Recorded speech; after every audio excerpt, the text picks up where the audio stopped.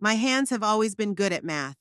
73 cents in change at the store, $320 for quarterly taxes, 654,000 in a retirement account. Numbers never lie. It's people who make up stories around them. My name is Edith Garrison, and I am 68 years old.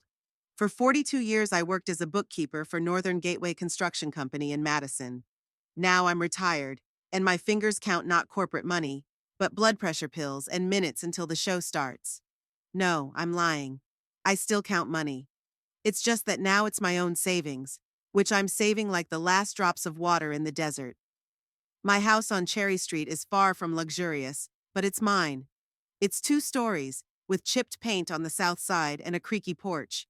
Inside are worn floorboards that Garvin, my late husband, was going to replace back in the 90s. Now they're like scars, a reminder that some promises never come to fruition. Garvin passed away 5 years ago. A heart attack took him as suddenly as he himself once took me from my parents' home in Oshkosh. I remember driving into Madison, young, with a suitcase of clothes and a box of dishes. Garvin worked as a truck driver and then as a dispatcher. Not the most prestigious job, but we didn't starve. His neighbors respected him for his honesty and willingness to help, and I loved the way he laughed, with his whole body, head thrown back. There's a picture of him on the mantelpiece, the day our son Clovis graduated from high school. Garvin smiles like he won the lottery. In a way, he did. Clovis was the first in our family to go to college. Clovis. I chose that name after reading it in a history book. A rare name for a special child. That's what I thought. Now sometimes it seems that this name predetermined his destiny, to become someone separate from us, different from his parents with their simple life. Ever since he was a child, Clovis had been striving for more. When the neighborhood boys raced a ball in the backyard, he would sit with a book.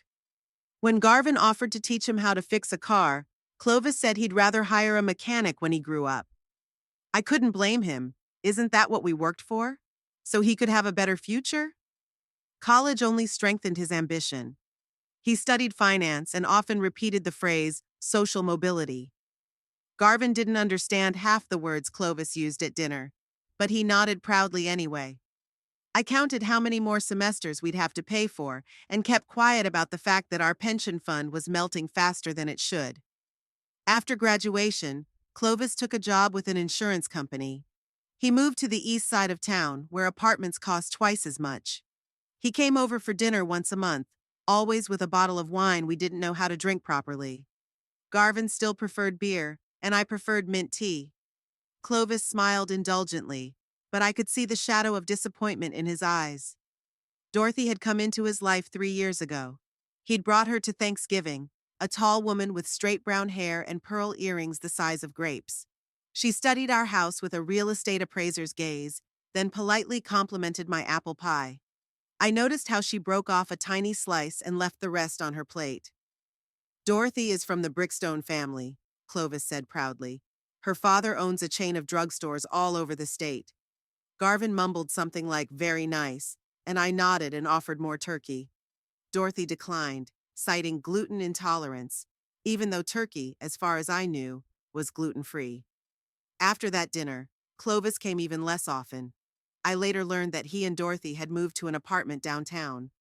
Clovis called once every 2 weeks, and the conversations got shorter and shorter. When Garvin was sick, Clovis visited him in the hospital, but always in a hurry to leave. At the funeral, he stood straight and dry, and Dorothy put her hand on his shoulder in a gesture that should have looked comforting, but seemed rather possessive. After Garvin died, I was left alone in a house that suddenly became too big. Insurance covered the medical bills, and my savings were more than I'd expected. Years of saving and smart investments had taken their toll. I considered moving to a smaller apartment, but I couldn't bring myself to sell the house where every dent in the wall had a story. Clovis and Dorothy were married last spring. The wedding was at a country club where I felt out of place among people in designer clothes. My blue suit, bought especially for the occasion, seemed a pale speck among the exquisite attire of the guests at her side. I sat at a table with Dorothy's distant relatives, who politely asked what I'd done before retirement, and then quickly lost interest upon hearing the word accountant. After the wedding, Clovis called even less frequently. I got news of his life from occasional holiday messages or random phone calls. Dorothy worked in the marketing department of a large pharmaceutical company, and Clovis was promoted at an insurance firm. They traveled often, a weekend in Chicago, then a week at the coast. When I asked if they wanted to stop by for dinner, Clovis always found a reason to say no. I got used to the quiet at home and filled it as best I could, volunteering at the local library on Tuesdays, watercolor classes on Thursdays, daily walks in the park, striking up conversations with cashiers at the grocery store and collecting recipes for one-person meals. A call from Clovis that evening found me sorting through old photo albums. "Mom, are you busy?" His voice sounded unusually soft. "No, darling, just sorting through some old photos. I found one where you're 5 years old and you're in an astronaut Halloween costume." "Oh, yeah," he hummed absently. "Listen, Dorothy and we have some news." I held my breath. "Grandchildren? Finally?" "We found a house in Midwood Heights."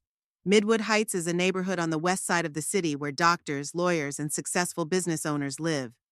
Houses there start at $500,000. "That's wonderful," I said, though I felt a twinge inside. "Can you afford it?" Pause. "Well, that's the thing." Clovis's voice became businesslike. "The bank approved the mortgage, but we need a down payment, 20%. I looked at the picture of little Clovis in a homemade astronaut helmet made out of a cardboard box. Garvin had spent an entire evening helping him glue the shiny foil on. "How much is that in dollars?" I asked, even though I was already counting in my head. "If the house is worth at least 500,000, 120,000, Clovis said, as if he were asking me to lend him $20 until payday. "That's a great investment, Mom. That neighborhood is steadily rising in value, and in a few years—" "120,000 is a lot of money, Clovis," I interrupted him, staring at the wall, where the crack above the doorway was becoming more noticeable every year. "I know," he said, a note of apology in his voice. "But Dorothy and we're ready to start a family, and we want the kids to grow up in a good neighborhood with good schools. You always said you wanted grandchildren." He was pushing the right buttons, and we both knew it.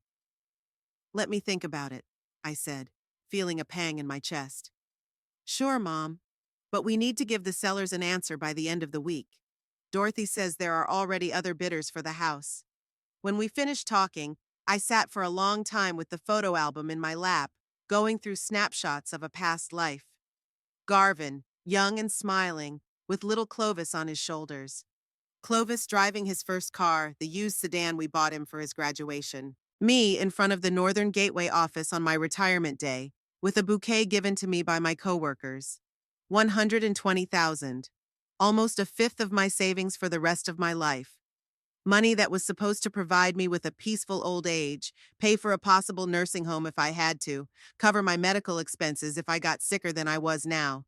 But on the other hand, hadn't Garvin and I been saving all these years for Clovis? And didn't I want to be closer to my son, to his future children, my grandchildren? Maybe if I helped them with the house, Clovis would come more often. Maybe I could see my grandchildren when they came along. I closed the photo album and went to the secretary where I kept important papers.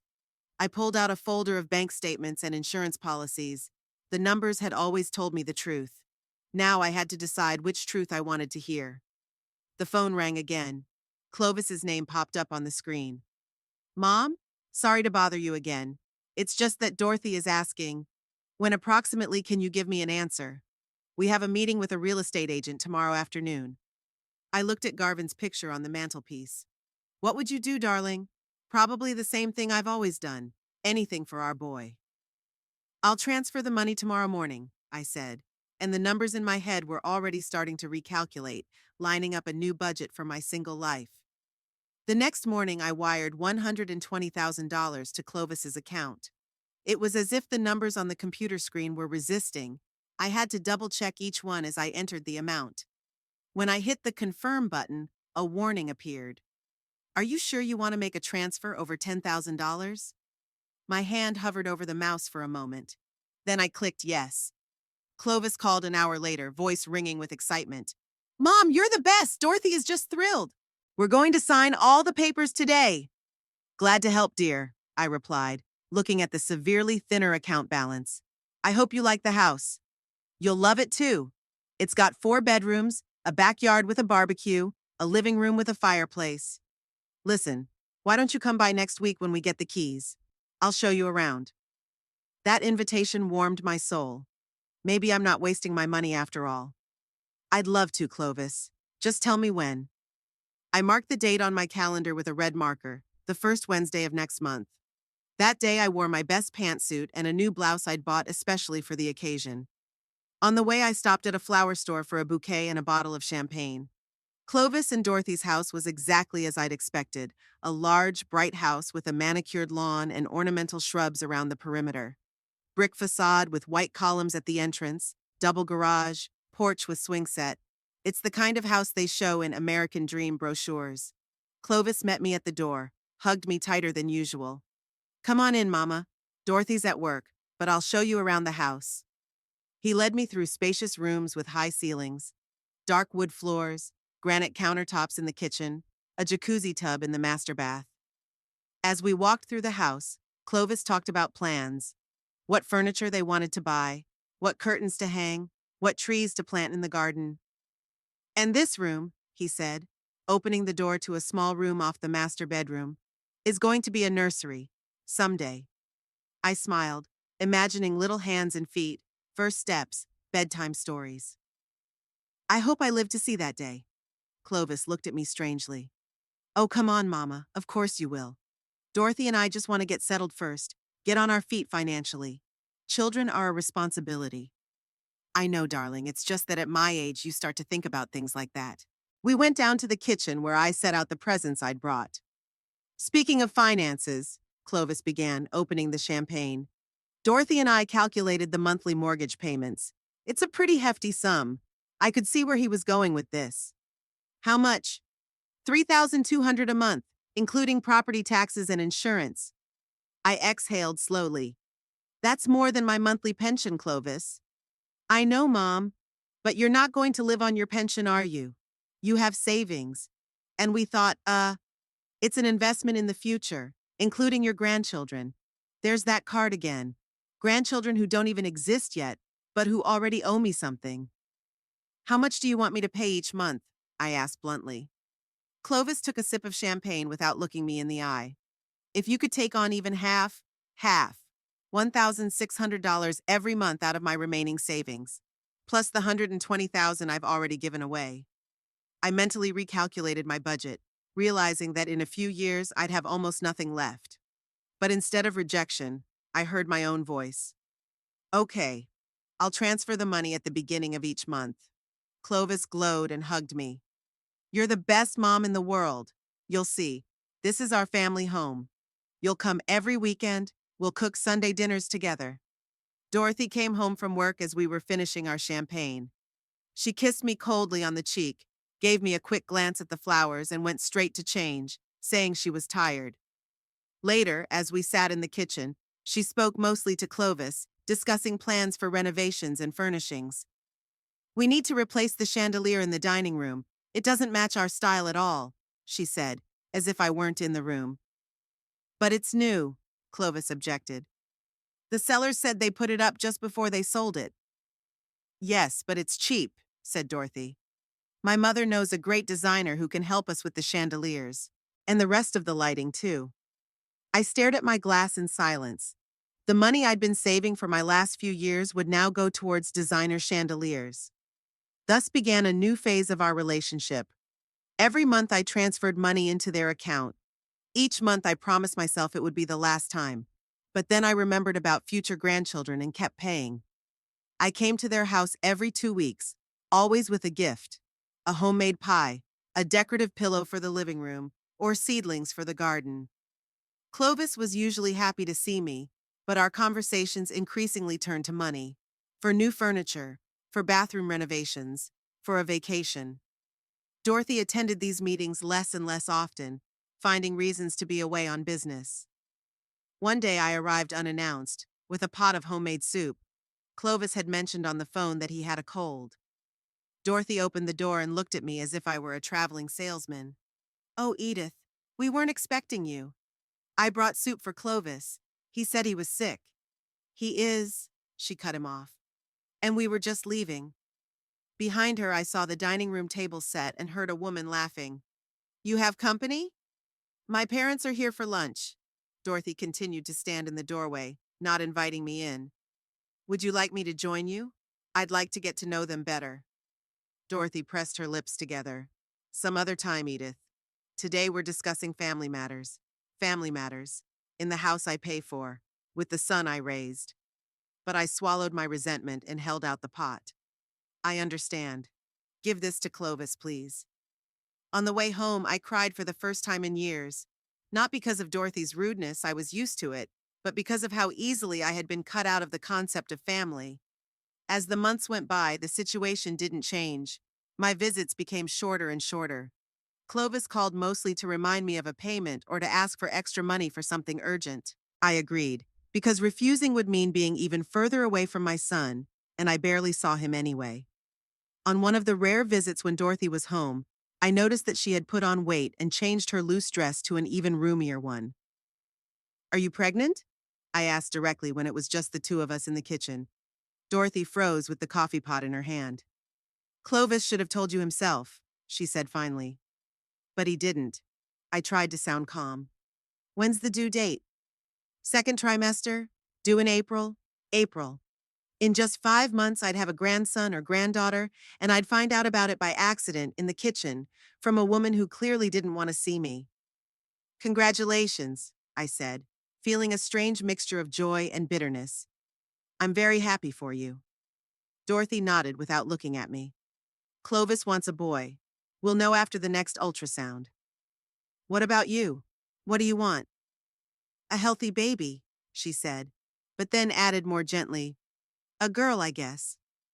At that moment, I saw her not as an arrogant daughter-in-law, but as a mother-to-be, as confused and frightened as I had been so many years ago. I wanted to say something encouraging to her, to share my experience. But before I could open my mouth, Clovis came into the kitchen. Well, now you know, he said with a nervous chuckle. We wanted to wait until the 20th week to be sure. I'm going to be a grandmother, I said, tasting the word. Grandmother. Yes, Mom. Clovis put his hand on Dorothy's shoulder. By the way, we'll need to set up the nursery. Remember that room I showed you? We picked out the furniture and wallpaper, but I see where he's going with this. How much? About $5,000. Crib, changing table, dresser, nursing chair, and paint for the walls, new carpet, $5,000. I could say a lot about the fact that my nursery for Clovis cost a tenth of that, and he's grown up quite healthy. I could remind you how much I'd already invested in their house. I could have asked why Dorothy wouldn't ask her well-to-do parents for money. But instead I said, sure, Clovis. I'll wire the money next week. That evening I began planning what gifts I would make for a future grandson or granddaughter. Maybe knit a blanket, or make a teddy bear. Garvin loved woodworking. He still had his tools in the garage. Maybe I could make a little wooden rocking horse. I spent the next few weeks doing a lot of nice things. I bought yarn for the blanket, found a pattern for the bear on the internet, even tried to understand the blueprints of the rocking horse. In the evenings, I imagined how I would read stories to my grandson, how I would bake cookies for him, how I would take him to the park to feed the ducks. Clovis called 3 weeks after our conversation in the kitchen. Mom, hi. His voice sounded strained. Listen, we're having dinner this Friday night. Dorothy invited her parents and a few friends. We want to announce the pregnancy. That's wonderful, darling. What time should we arrive? I'll bake an apple pie. Pause. Actually, you weren't invited to dinner. Dorothy doesn't want you there. I felt my heart skip a beat. What? Her parents will be there and a few friends from her circle, people she works with. She says you won't be comfortable. But this is my grandchild announcement, Clovis. My voice shook. And that's after I paid for your new house. And I continue to pay every month. There was another pause. I know, Mom. I talked to her. But she's pregnant, and the doctor said to avoid stress. And she thinks you're stressful? I finished it for him. She just wants everything to go smoothly. We'll take a rain check, I promise. I closed my eyes. I remembered little Clovis running across the yard to me with a homemade Mother's Day card. Teenage Clovis arguing with me about curfew. As an adult, Clovis swore he would always take care of me when I got old. And now this grown man is telling me I'm not good enough for the dinner where my grandson will be announced. Okay, I replied quietly. Really? Thank you, Mom. I knew you'd understand. Listen, I gotta run. I'll call you next week, okay? He disconnected without waiting for my answer. I sat in the chair, staring at the unfinished quilt in my lap. Suddenly, the star pattern seemed silly and childish. I put the knitting aside and went to the computer. I opened online banking. I went into the regular payments section. 132 receipts for the last few months, each for $1,600, plus additional transfers for repairs, for furniture, for the nursery. I clicked Select All and then Delete. The system asked for confirmation. Are you sure you want to cancel 132 regular payments? I closed my eyes and visualized Friday night dinner. A beautifully set dining room table with the designer chandelier I'd paid for.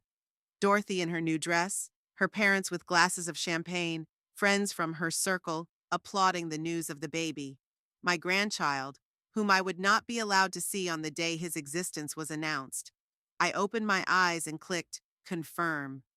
After pressing Confirm, I felt a strange relief, as if I had dropped a heavy backpack I had been dragging around on me for years. My fingers trembled, but not from fear, from the realization of my own determination. For the first time in a long time, I was choosing in my favor over Clovis. I knew the storm would start in the morning. Phone calls, angry texts, maybe even a visit. Clovis wasn't the type to take rejection quietly, especially when money was involved. But I needed time to think, to sort myself out, to figure out how to move on. The decision came naturally. The cottage by Lake Kaganza was my and Garvin's retreat, where we went on rare weekends. A small wooden cottage on the eastern shore that Garvin had bought cheaply from a fellow dispatcher 20 years ago. We had planned to spend more time there after we retired, but fate had decreed otherwise. I spent the night packing and dealing with practical matters. I turned off my phone. I didn't want to talk to Clovis until my emotions had subsided. I put warm clothes in my bag, a book I'd been meaning to read for a long time, a picture of Garvin. I prepared the house for my absence, turned off the water, unplugged the gas stove, slid the shutters on the windows. By dawn, I was on my way. The drive to the lake takes about an hour if you take your time. The old sedan Garvin and I had bought 2 years before he died wasn't as reliable as I'd hoped, but it was still good for short trips. I turned on the radio, picked up a jazz station. Garvin loved that kind of music, and let my thoughts flow freely. I'd given more money to Clovis and Dorothy in the last year than I'd spent on myself in the previous 5 years. My retirement account had shrunk to a size that would have made any financial advisor clutch his heart. And for what? For the right to occasionally see my son glance at his watch during our meetings? For the cold nods of a daughter-in-law who can't wait for me to leave? At what point did the relationship with Clovis become transactional? Maybe when we paid for his college by turning down a long-planned trip to Europe. Or when we bought him his first car, and he never once offered to drive us anywhere. Or when he moved to the east side of town and began to shy away from inviting his new friends to our modest home on Cherry Street. No, I think that changed when Dorothy came along. Before her, Clovis at least gave the appearance of family affection. Called once a week, came over for dinner once a month, remembered birthdays. But Dorothy. She looked at me like I was an unfortunate misunderstanding. A woman from another world, alien to her ideas of right living. A woman who makes casseroles instead of sushi, buys her clothes in chain stores instead of boutiques, and doesn't know the difference between Chardonnay and Pinot Grigio. The road looped between fields already harvested after the harvest. November in Wisconsin isn't the best time to be outdoors, but I didn't care. The cottage is heated with wood, a supply of which Garvin always kept in the barn. There's a generator in case the power goes out and a supply of canned goods in the pantry. I could live there for a week or more if I needed to. As I turned onto the dirt road leading to the cottages, I felt the first drops of rain on my windshield. By the time I pulled up in front of our cottage, the rain had intensified into a torrential downpour. I jumped out of the car, quickly unlocked the door, and carried my things inside, soaking wet in seconds. The cabin was cold and smelled damp. I hadn't been here since last spring. Dropping my bags at the door, I checked the stove first, put in the kindling, and lit it. When the first flames began to lick the logs, I finally took off my wet jacket and looked around. Everything was the same as Garvin and I had set up years ago. Wooden walls darkened by time, a kitchenette with a small stove and sink, a table and 4 chairs in case we had guests, which we never did, a sofa against the wall covered with a tartan plaid, a bookshelf of tattered detectives and fishing magazines, a door to a bedroom with a double bed and a dresser. I lit a kerosene lamp. The electricity was working, but the soft yellow light of the lamp made it feel cozy. Put the kettle on. Changed into dry clothes. By the time I'd settled on the couch with a mug of hot tea, the stove had already warmed the room to a pleasant temperature. The rain drummed on the roof, creating a strangely soothing melody. Outside the window, dusk was falling. It gets dark early in November. I stared at the fire in the stove and thought of Garvin. I wondered what he would say about my decision. He had always been gentler with Clovis, always finding excuses for his actions. He's still young. He doesn't understand yet. He'll learn in time. But Clovis is now 36. When would that in time come? Garvin never saw Dorothy. He died 6 months before they met. Sometimes I think it's for the best. It would have hurt him to see her treat me, and even more painful to see Clovis allow it. I remembered the first time I met Dorothy, Thanksgiving 3 years ago. She walked into our house looking around with poorly concealed surprise, as if she expected to see something very different. Her comments, uttered with a sweet smile but sharp as a razor. "How interesting that you kept that old wallpaper. They create such an authentic atmosphere. Are these figurines your collection? My grandmother collected them too." "Oh, homemade pie. That's nice.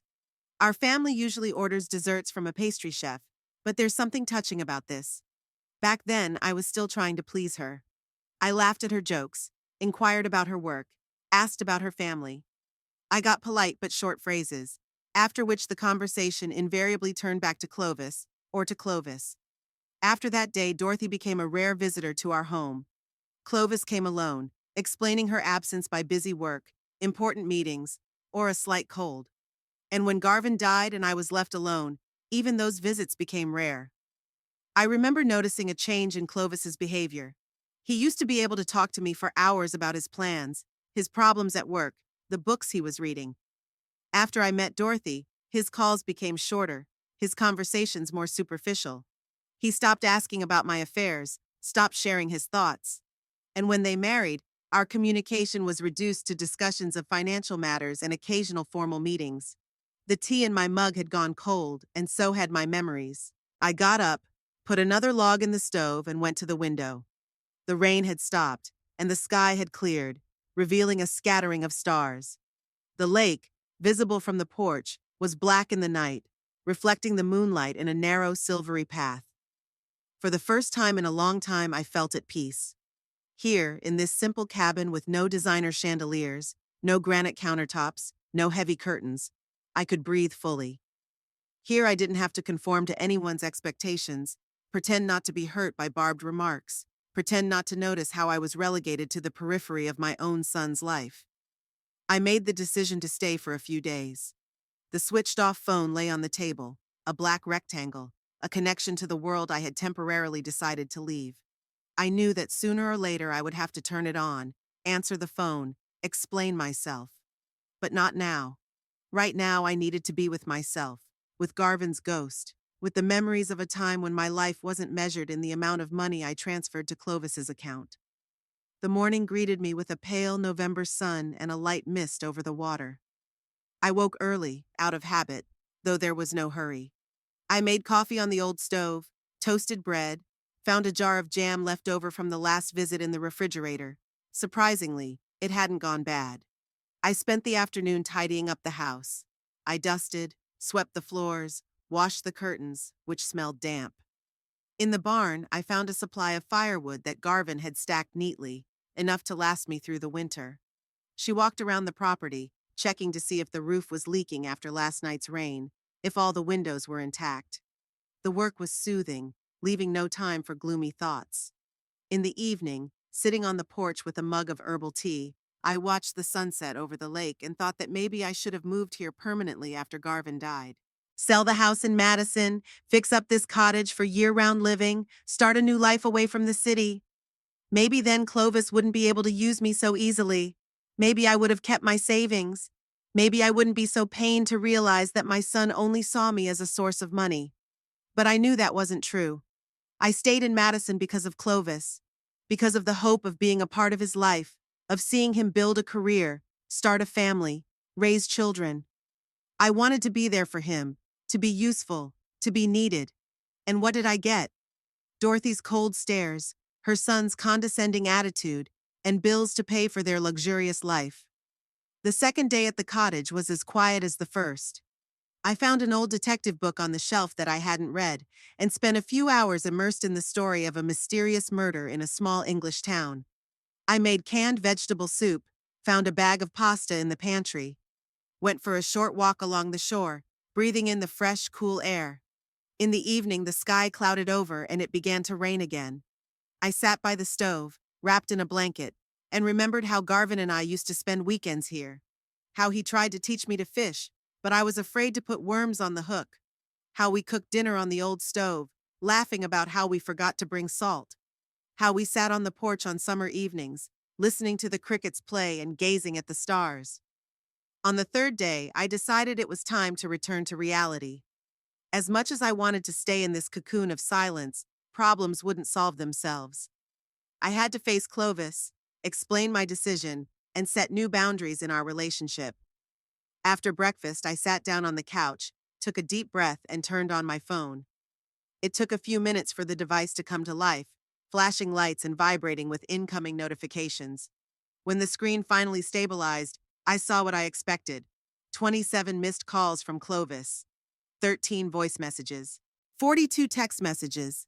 The first messages were perplexed. "Mom, what's going on with the payments? The bank says you canceled the transfers. Is there some kind of mistake?" Then the tone changed to concerned. "Mom, please call me back. I'm worried. Are you okay? I'll come by to check if you don't answer." The last messages were downright angry. "How could you do this? Do you realize we could lose the house? Dorothy is furious. She says you're doing this on purpose to ruin her pregnancy." I listened to several voicemails, all in the same vein, from confusion to anger. In the last one, Clovis was practically screaming, "Mom, if you don't call me back in the next 2 hours, I'm coming with the police. You can't just disappear." Judging by the timestamps, the last text message was sent last night, so the police aren't at my house. Maybe Clovis had cooled off or decided I just didn't want to talk to him. I took a deep breath and pressed his number. The rings came one after another, and for a moment I thought he was ignoring my calls now. But on the sixth ring, Clovis answered. "Mama, where the hell are you?" His voice shook with tension. Our phone conversation with Clovis was short and tense. I told him I was at the lake cottage and would be back in Madison by evening. He demanded an explanation about the canceled payments, but I replied that I preferred to discuss it in person. When he started to raise his voice, I simply cut the call, something I had never done before. The drive back to town seemed longer than the trip to the lake. The sky was covered with gray clouds that threatened to rain again. The empty fields on either side of the highway looked abandoned and bleak. I turned on the radio, but quickly turned it off. Neither music nor news could distract me from the conversation I was about to have. What would I tell Clovis? How would I explain my decision? Would I finally be able to say everything I'd been saying for years? Thoughts swirled in my head like leaves in the wind, but none of them lingered long enough to turn into a plan of action. As I drove toward Madison, it began to rain, first lightly, then more and more persistently. By the time I turned onto my street, the windshield wipers were struggling to keep up with the torrents of water on my windshield. I was hardly surprised to see Clovis's familiar black SUV parked in front of my house. He'd always been impatient as a kid. He couldn't wait his turn at games, was the first to open Christmas presents, always interrupting people. I put the car in the driveway and sat still for a few minutes, gathering my strength. The rain drummed on the roof, creating a sense of isolation from the outside world. If only it were possible to stay like this forever. in a cocoon of the sounds of the rain and her own thoughts. A knock on the window made me flinch. Clovis was standing under the umbrella, his face contorted with impatience. I took a deep breath, grabbed my bag, and got out of the car. "Finally," he said instead of greeting me. "I've been waiting for 2 hours." "Hello, Clovis." I walked past him to the porch, pulling out my keys. "Is that all you have to say?" "Hello, Clovis? After you disappeared for 3 days and canceled all your payments?" He trailed behind me, holding his umbrella so that I was still getting raindrops on me. I silently opened the door and walked into the house. It was cool inside and smelled uninhabited. Just 3 days out and already it felt that way. I took off my wet jacket, hung it on the hook in the hallway, and walked into the kitchen. Clovis followed me, leaving wet footprints on the floor. "Are you going to explain what's going on?" His voice was ringing with tension. I turned on the kettle, pulled 2 cups from the cabinet, and only then turned to my son. "I'm not paying for your house anymore, Clovis. I've already realized that." He waved his hands. "I want to know why. What happened? Why didn't you answer the phone? Do you have any idea how worried I was? Worried about my health or my mortgage?" I asked quietly. Clovis froze, his face reflecting confusion for a moment, then indignation. "What kind of question was that? Of course I was worried about you. You're my mother. And you only remember that when you need money?" The kettle boiled, interrupting our argument with a shrill whistle. I turned it off and made tea. My hands trembled slightly, but my voice remained calm. "Sit down, Clovis. Let's talk like adults."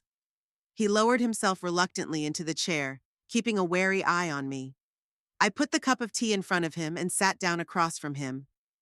"I've been thinking all these days," I began, "about us, about our relationship, about how it had changed over the years. Or rather, how you've changed it." "Me?"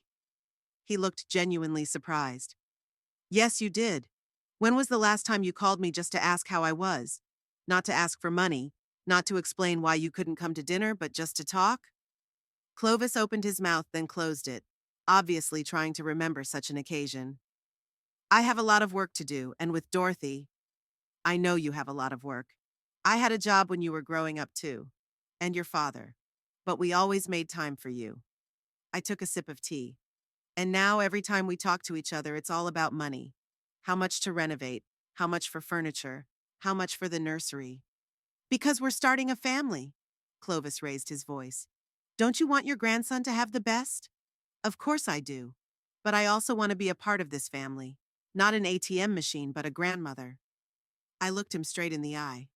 "But Dorothy doesn't want me at the dinner where you announced the pregnancy. She doesn't want me around." Clovis looked away. "It was a misunderstanding. She was just worried." "Don't lie to me, Clovis. And don't lie to yourself." I shook my head. I'd realized one thing in those days. Our relationship stopped being a family relationship a long time ago. It's a business partnership where I put up the money and what do you do? Once in a while you let me come to visit?" Clovis jumped up from his chair. "That's not fair. You've always been welcome. Have you?" I remained calm. "Then why is it that every time I come over, Dorothy finds a reason to leave? Why are you always looking at your watch? Why do I have to find out I'm pregnant by accident, in the kitchen, from a sister-in-law who didn't even want to tell me?" Clovis ran his hand through his hair, a gesture he had adopted from his father. When he spoke again, his voice sounded more subdued. "Look, I understand that you're upset. But we can fix this. You return the payments and I'll talk to Dorothy. She'll invite you to the next dinner, I promise." I looked at my son, a grown man in an expensive suit, with a fancy haircut and a watch that cost more than I made in a month in my prime years. And I saw a little boy demanding a new toy at the store, throwing a tantrum. "No, Clovis, I'm not paying for your house anymore. Not the mortgage, not the repairs, not the nursery. It's my final decision." His face changed as if a mask had been ripped off. His features sharpened, his eyes narrowed. "You can't do this. We were counting on that money. The bank won't give us an extension. We'll lose the house." "You could always sell it and buy something more affordable," I pointed out. "Or Dorothy could ask her parents for help. They own a chain of drugstores, don't they?" "Her parents think we should do it on our own." Clovis slammed his fist on the table, making the cups bounce. They gave us money for the wedding, that's all. And I gave you money for a down payment and paid the mortgage for almost a year. I think I've done enough. Clovis looked at me like he was seeing me for the first time. You're doing this on purpose, aren't you?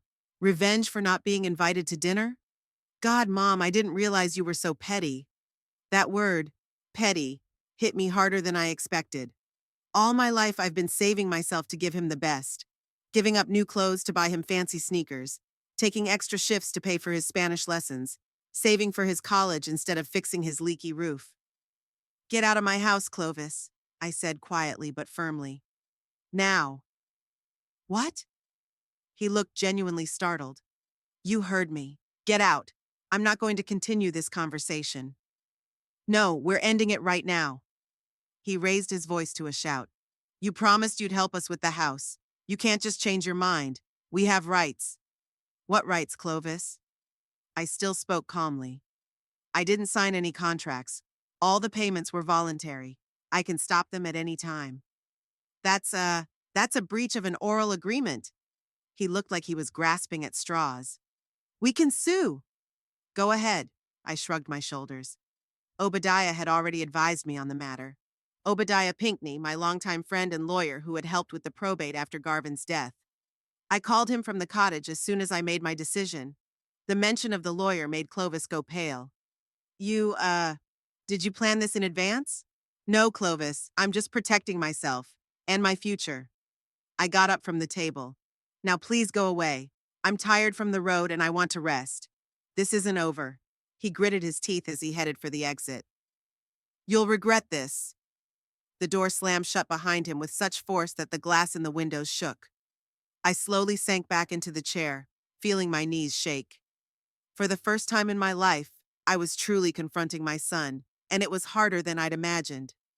I spent the evening tidying up the house after a 3-day absence. I dusted, watered the flowers, sorted through the mail piled up in the drawer. The familiar activities were soothing, keeping my thoughts from returning to the unpleasant conversation. When the phone rang, I didn't pick it up right away, fearing it was Clovis again. But it was Obadiah, wondering how the meeting had gone. Not very well, I admitted. He threatened to sue. Empty threats. His deep, calm voice had a calming effect even through the phone. He had no grounds. All the payments were voluntary donations without any written commitment on your part. I know. It's just frustrating to hear your own son say that. People often show their true colors when it comes to money, Obadiah said philosophically. But you did the right thing, Edith. You must take care of your future. I felt a little better after talking to him. Though the pain of Clovis's words had not subsided, I felt more confident that I had made the right decision. I took a hot bath, drank a cup of herbal tea, and lay in bed with a book. But the words blurred before my eyes, and soon I put it aside. As I fell asleep, I thought of tomorrow as a new day. Perhaps Clovis would cool down and understand my position. Perhaps we could build a relationship on a new basis. No financial dependence, but genuine affection. It was a faint hope, but I clung to it. The doorbell woke me up around 10 in the morning. I didn't rush to open it, assuming it might be Clovis with a new round of accusations. Putting on my robe, I cautiously looked out the window and saw not my son but his wife on the porch. Dorothy stood, straight as a string, wearing an elegant ivory coat with a silk scarf around her neck, despite the chilly weather. Her hair was impeccably styled, her face wearing light makeup that emphasized her high cheekbones. She looked like a photo model from the cover of a glossy magazine. Only her posture gave away the tension. Her shoulders slightly slumped, her hands clasped in front of her. I sighed, realizing this conversation was inevitable, and opened the door. Good morning, Dorothy. Edith, she nodded, not smiling. May I come in? I silently stepped aside, letting her into the house. She walked into the living room, looking around with ill-concealed disdain, as if she were estimating how much she could get for each piece of furniture at a garage sale. Do you want coffee? I offered, more out of politeness than a desire to prolong her visit. No, thank you. Dorothy sat on the edge of the couch, her back unnaturally straight. I won't be long. I just wanted to talk. about the situation. I sank into the chair across from her, waiting for her to continue. She paused, searching for words, then began. Clovis came home last night very upset. He said you two had quarreled over money. Not over money, Dorothy. It was about a relationship. But money is part of a relationship, isn't it? She tilted her head slightly. Especially in a family. Unless it's the only part, I pointed out. Dorothy wrinkled her nose slightly, as if she'd swallowed something sour. Look, Edith, I realize that you may have felt neglected lately. We've been really busy with the house, with work, and now with the baby. She put her hand on her barely visible belly. But that doesn't mean we don't appreciate you. Doesn't it? I couldn't contain the slight irony in my voice. And how do you express that value? By not inviting me to a dinner where you announce my future grandchild? Dorothy blushed slightly. It was a misunderstanding. I just thought, my parents are so formal and so are my coworkers. I was afraid you'd be uncomfortable. How thoughtful of you, I smiled without warmth. But somehow I don't think it's about my comfort. Dorothy was silent for a moment, apparently trying to change tactics. Okay, maybe I wasn't quite tactful, and I apologize for that. The words sounded rote, like lines from a play. But you're not going to stop helping your future grandson because of that, are you? That's it. Not apologizing, not wanting to make things right. Money. I will never give up on my grandson, Dorothy, but I won't pay for your house anymore. But we'll lose it. She raised her voice, then quickly pulled herself together. I mean, it would be very difficult for us, especially now that I'm about to go on maternity leave. You have options, I spoke calmly, as I once did with clients who couldn't balance their books. You can sell the house and buy something more affordable. You can ask your parents for help. You can reevaluate your budget and cut back. Sell the house? Dorothy looked like I was suggesting she sell a kidney. You don't understand. It's not just a house, it's, status. Status in the community. My parents finally started respecting Clovis when we moved to Midwood Heights. I looked at this beautiful, well-groomed woman talking nonsense about status and position, and I couldn't believe she was carrying my grandson under her heart. So it's not about comfort for the baby? It's about what your parents will say? I clarified. Dorothy bit her lip, clearly regretting her candor. No, of course the baby comes first. It's just, a good neighborhood means good schools, good surroundings. Dorothy, I interrupted her. Let's be honest. You didn't come here to make up with me. You came here for the money. And you know what? That's a good thing. At least now I can see your real face. She froze, then her face changed. The mask of friendliness disappeared, giving way to a cold, calculating expression. You're not as simple as you seem. She stood up, adjusting her coat. Well, I tried. But keep in mind, if we lose the house, you lose the chance to see your grandson too. Clovis is on my side. Always has been and always will be. Those words should have hurt me, but instead of pain, I felt a strange relief. It was as if the last illusions had dissipated, leaving me with a clear, albeit bleak, understanding of the situation. It's your choice, Dorothy, I said, walking her to the door. And Clovis's, but threats won't make me change my mind. She paused at the door, looked around as if she wanted to say something else, then just shook her head and walked out, heels clomping on the path to the car. I closed the door and leaned back against it, feeling oddly light. The mirror in the hallway reflected a woman with gray hair and tired eyes, my own reflection, but something in it had changed. Was her posture straighter, or a harder gaze? I couldn't tell for sure. All I knew was that I would no longer allow anyone, not even my own son, to treat me like an ATM machine or a doormat at the door. Broken mirrors, they say, bring bad luck. But sometimes you have to break the mirror of illusions to see the truth, no matter how bitter it may be. After Dorothy left, I sat in the kitchen for a long time thinking. Her threats didn't scare me as much as they should have.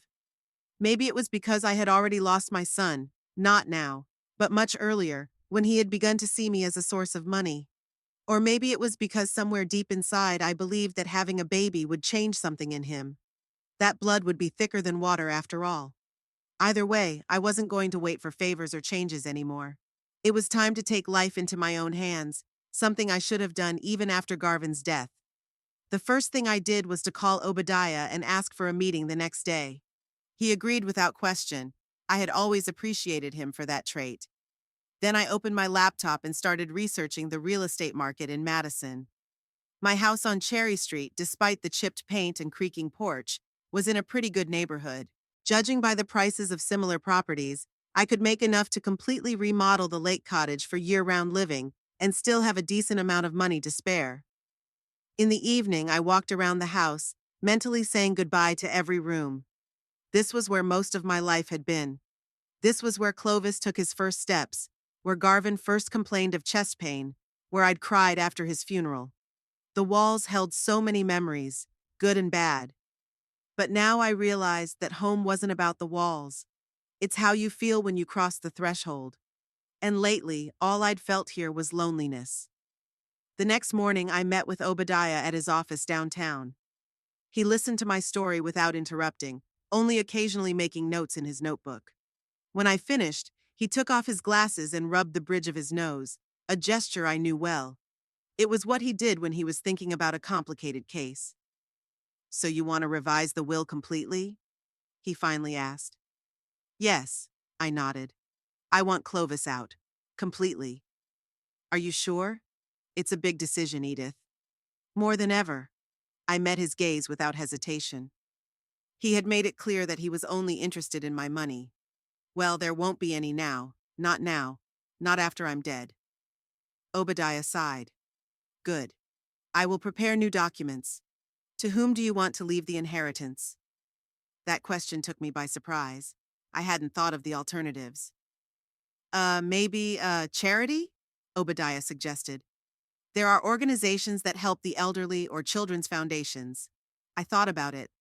The idea of using the money to help others was appealing. But what if Clovis and Dorothy's child grew up different? What if he needed support that his parents couldn't provide? "Let's do it this way," I decided. "I'll leave the bulk of it for an educational fund for my grandson or granddaughter, but on the condition that he or she can only receive this money after adulthood. And no one, including the parents, will be able to touch it before then." Obadiah smiled, for the first time in our meeting. "Wise decision, Edith. We will set up a trust fund with clear conditions. The money will be used only for education, and only by the child himself when he reaches the age of 18. He's made a note of it. And the rest? The rest of it, to support the Madison Library. Garvin liked to read. I think he'd like that." We spent another hour discussing the details of the new will, the possible sale of the house, and remodeling the cottage. Obadiah promised to put me in touch with a reliable real estate agent and a construction team that dealt with seasonal cottages. When all the formalities were settled, he walked me to the door. "You're making the right choice, Edith," he said, shaking my hand in farewell. "It's time to think of yourself." The following weeks passed in a flurry of activity. I met with a real estate agent, an energetic woman named Tabitha, who valued my house higher than I'd expected.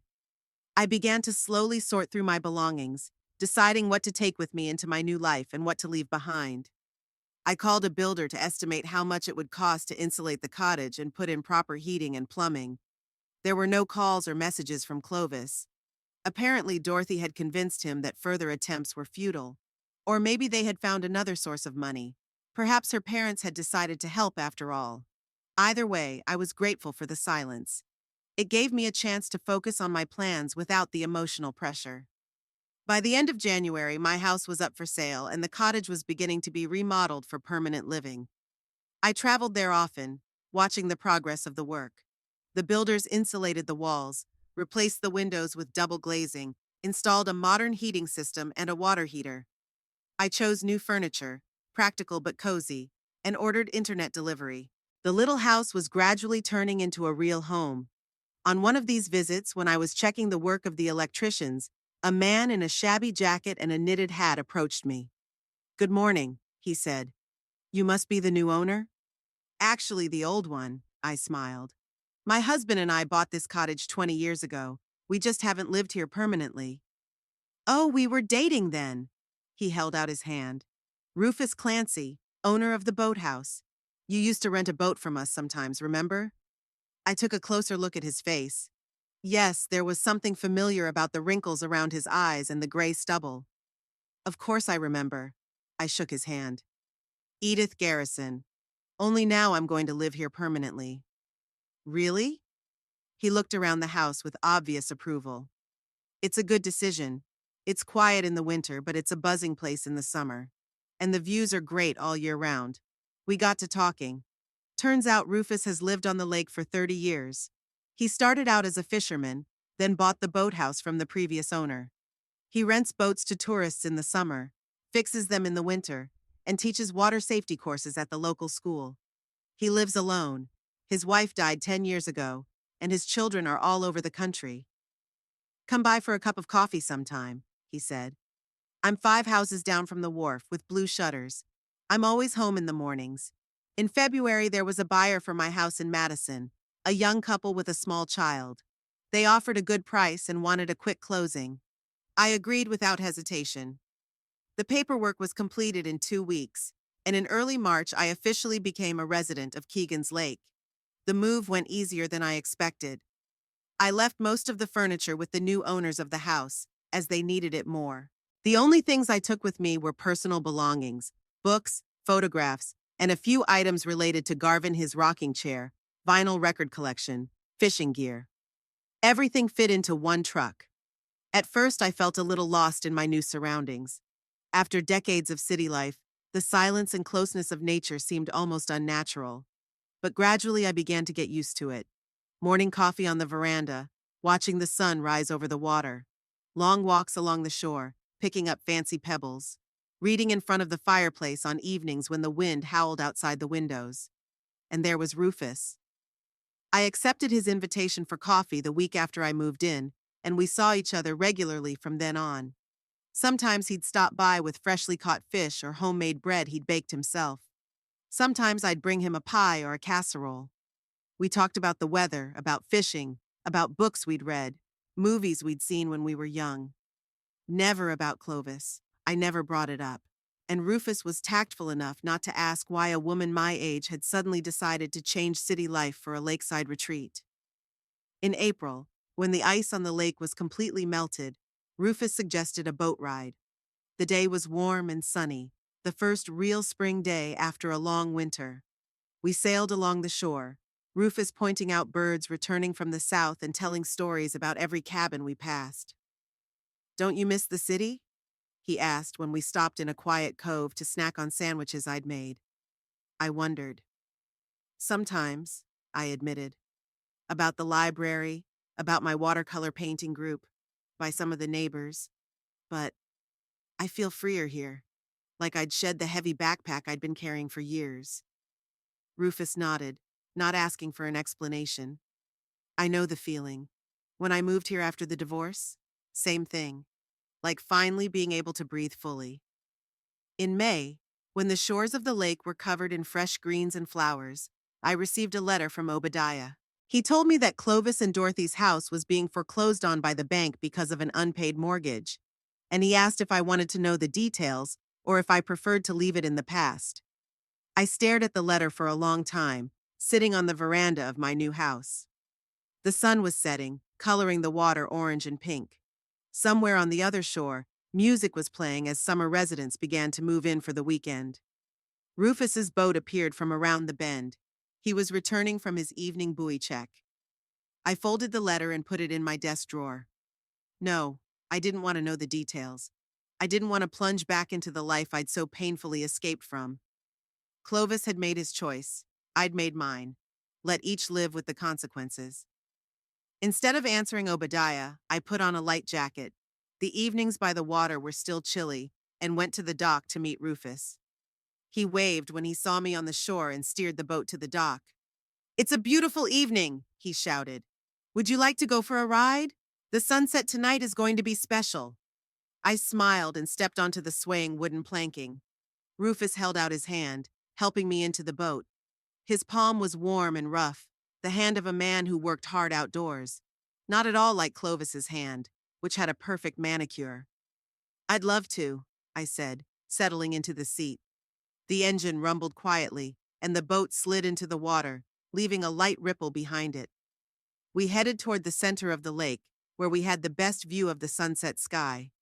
I put my face in the light breeze and covered my eyes, savoring the moment. In June, I received a postcard from a former neighbor from Madison. She wrote that she had seen Clovis and Dorothy with a small child. They had moved into an apartment near my former home, so a grandson or granddaughter had already been born. I didn't know if it was a boy or a girl, what he or she was named, what he or she looked like. And strangely, it didn't cause pain, only a slight sadness, like an old photograph found in the attic. Life at the lake gradually found its rhythm. I made new acquaintances with the permanent residents, with seasonal vacationers, with the staff of the little store on the main street. I signed up to volunteer at the local library, where I helped with children's reading on Saturdays. Started a new watercolor painting course online. Now, with good internet, it was possible. Rufus became a regular part of my life. We often had dinner together, sometimes went to the only restaurant in the village, watched old movies together on my new TV. In August, on one of the hottest days of the summer, I sat on the dock with my feet in the cool water. There was life all around. Children splashing by the shore, teenagers water skiing, elderly couples leisurely floating on pontoon boats. At such moments, I realized especially clearly that I had made the right choice. Footsteps sounded behind me. When I turned around, I saw Rufus with 2 glasses of lemonade.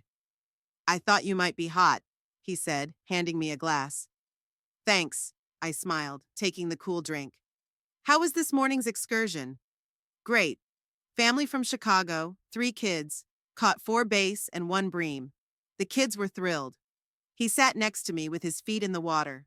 We silently watched the lake life while sipping lemonade. At one point, his hand found mine and squeezed lightly. I didn't take my hand away. "You know, Edith," Rufus said after a long pause, "sometimes life gives us a second chance. A second chance to be happy. You just have to have the courage to take it." I looked at him, a gray-haired man with a face wrinkled by sun and wind, with kind eyes the color of lake water. So different from Garvin, but just as real and trustworthy. "I know," I said quietly, "and I'm not afraid anymore." We sat like that until sunset, watching the day give way to evening. Somewhere in another life, in another city, Clovis and Dorothy were struggling with the consequences of their choices. Perhaps their house has already been sold. Perhaps they are learning to live within their means. Perhaps having a baby has changed something about them. But that was not my story, not my concern. My story was now unfolding here, by a quiet lake, with people who valued me for who I was, not for what I could give. The money from the sale of the house was safely invested, some of it in a trust fund for a grandson or granddaughter I may never see. But I had done what I could, and now I was free to live for myself. The sun touched the horizon, coloring the sky and water in golden tones. A new day was ending, but there were many more days ahead, many more sunsets and sunrises, many more opportunities for new beginnings. At 68, I had finally learned the most important thing: to live in the present, without clinging to the past or fearing the future. And that was my victory, quietly, unnoticed by the rest of the world, but so important to me.